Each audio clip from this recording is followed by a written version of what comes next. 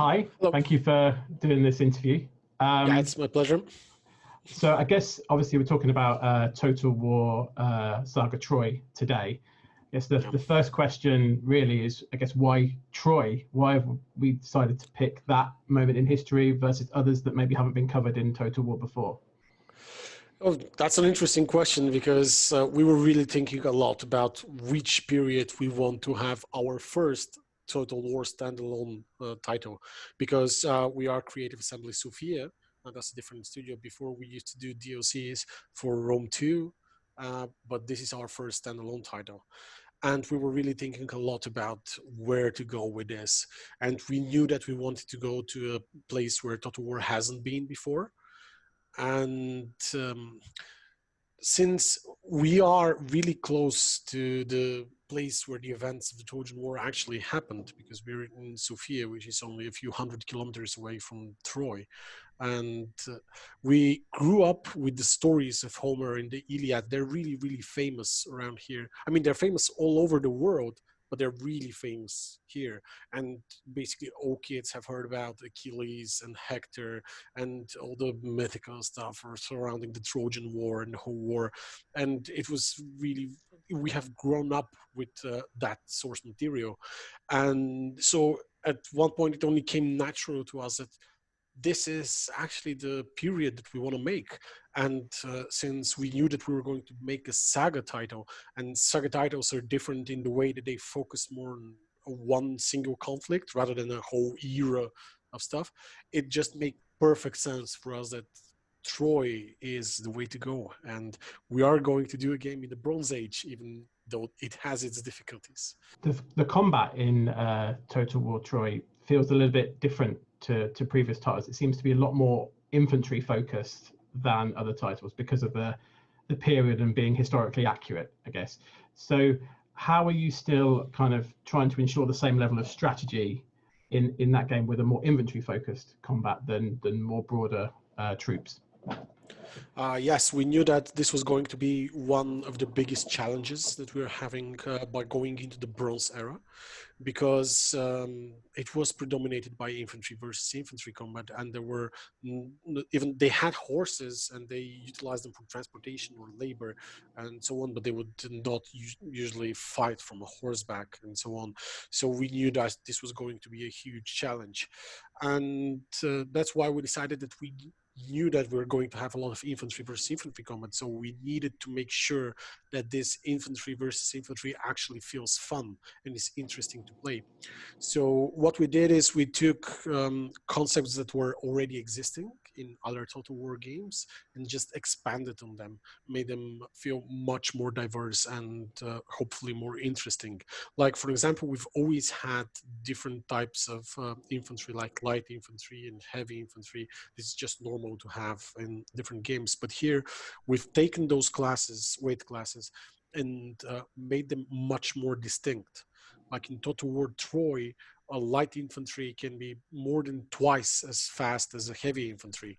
And light infantry doesn't get tired that easily when it runs around, whereas heavy infantry, even though they're extremely good at one-on-one combat, being able to last for a long amount of time in combat, having lots of armor, lots of defense, they are really poor when it comes to movement. They get tired much quicker because of all the armor that they need to wear. And we've taken the whole fatigue system that we have, where units can get exhausted, and made the impact of that system be much greater than it was in previous title. So that's why we have the stamina bar of all the units placed right there under the morale and the health bar, because we know that right now it's even more so important than it was before. Because if your unit gets exhausted, it will have a lot of penalties to its fighting capabilities and even morale and so on. So this is a really important thing to have to look for. This allows light infantry to be amazing at trying to circle around enemies, move around the battlefield freely, being really fast, even being able to chase off routing units and so on. Whereas heavy infantry can't really do that, and they have to face their enemies head on. And they, with them, you need to have more anticipation of the battle, where exactly on the battle map it will take place. Because if you have to move your heavy infantry from one spot to another spot, they will get really tired really quickly, and you can't really do that a lot. And you have to think about how you're going to fight the enemies with them. We've also added new terrain types to the maps. Well, we've always had forests in Total War in which you can hide units, but now apart from forests, you also have tall grass in which only light infantry and some other unique types of units can hide. And we have the mud and the sand, which impact different units in a different way. Like, again, heavy infantry will get stuck in the mud because they're just so heavy and it's hard to trot through it. And they will get their stats lowered even more, whereas light infantry will be able to move through it with almost no impact. So a brilliant commander will, of course, try to utilize all terrain features to his advantage to try and outsmart the enemy and make sure he gets a win out of it. So this is how we are trying to make sure that this infantry versus infantry combat actually feels interesting and fun to play.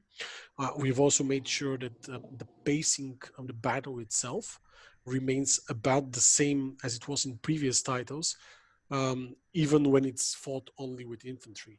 Because in previous titles, usually the infantry versus infantry combat would have the slower pace, whereas other units will increase the pace to the levels where we wanted it to. But here, depending on the weight classes, again, the pace will be as fast as in previous Total War titles.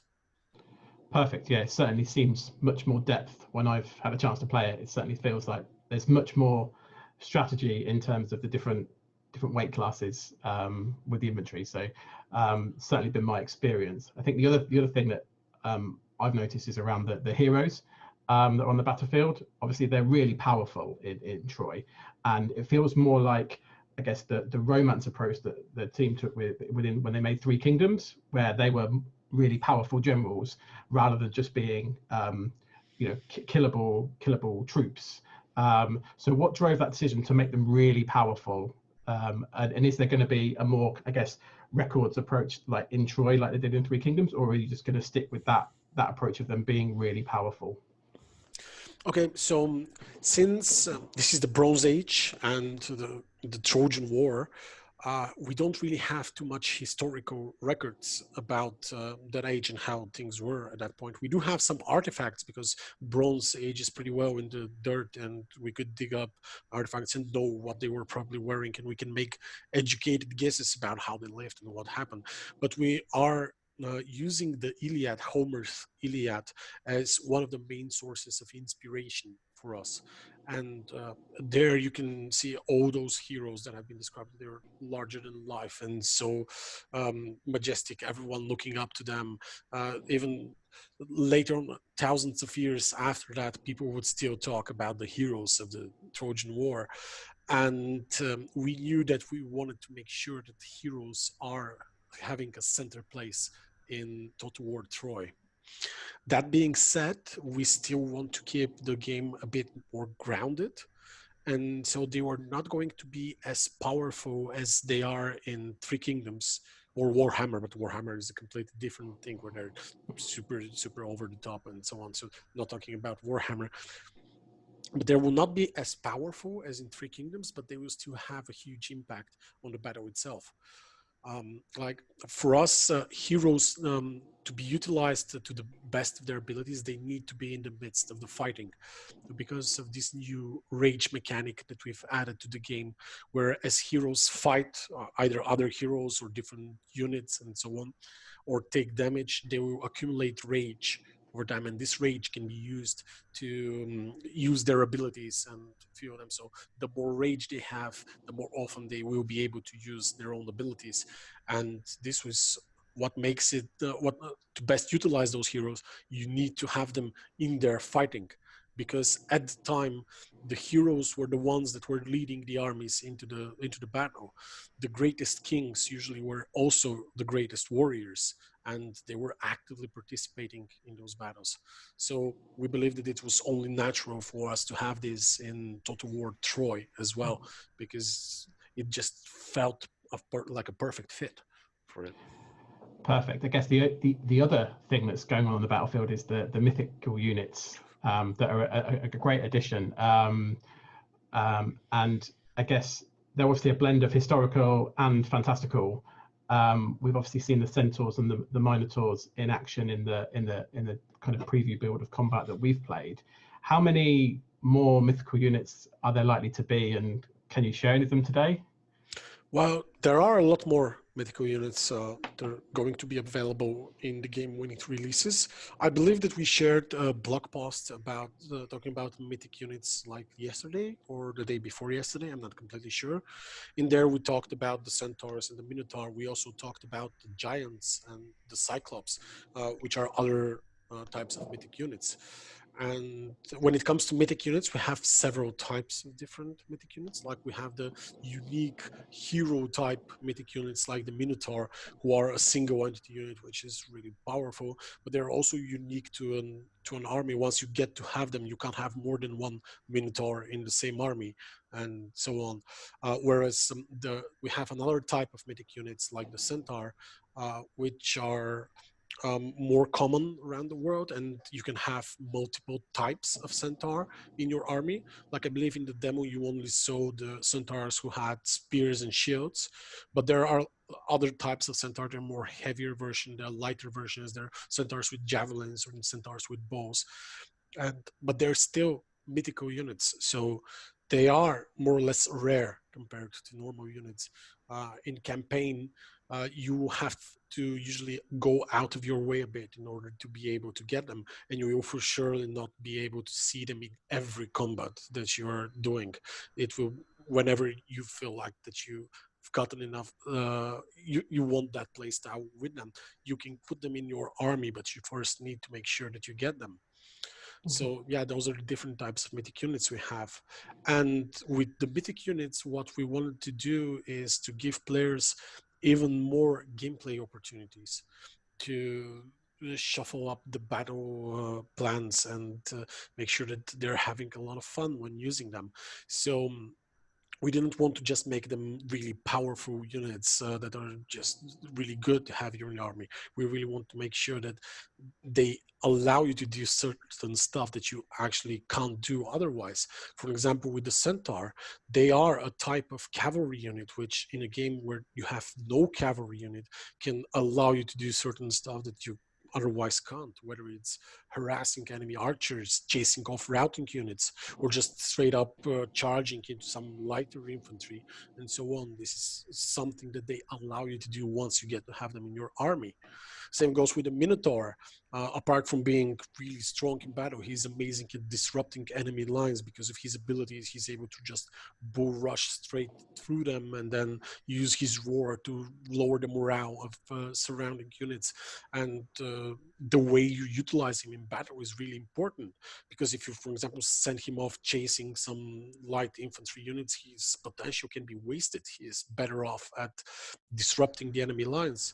And if you're fighting against him, you need to really think of a way about how am I going to deal with this huge threat that is the enemy is presenting.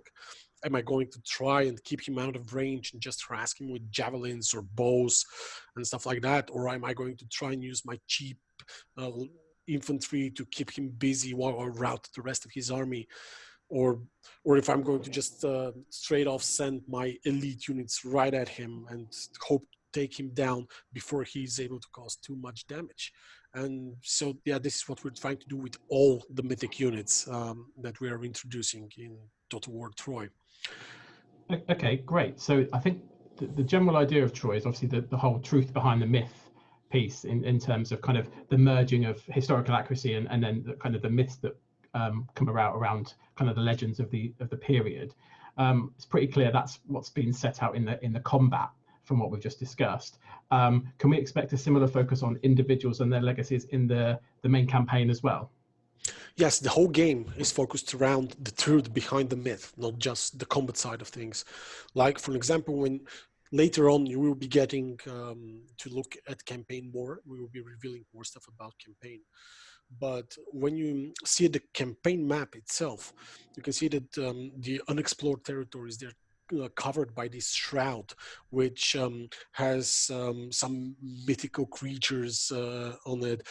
It represents how much unknown the Bronze Age at that time is to people and how little we know about it. But as you reveal the map more and you move your armies to it, you will see this shroud burn away and reveal what the truth actually is behind all those legends and myths that were around it. So this is just one example.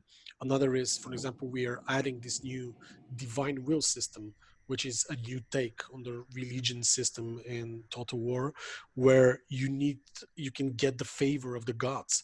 Because at the time we believe, well, not we believe, we know that people were very, very religious, and they thought that the gods were walking among them, and it was only a natural thing for the gods to be there.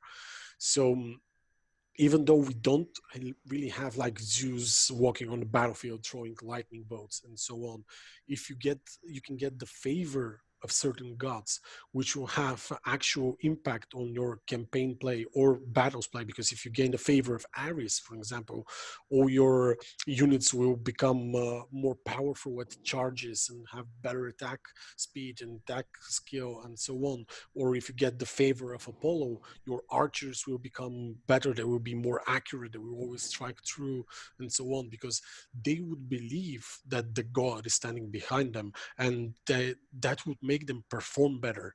So this is again our take on what the truth might be behind the myth.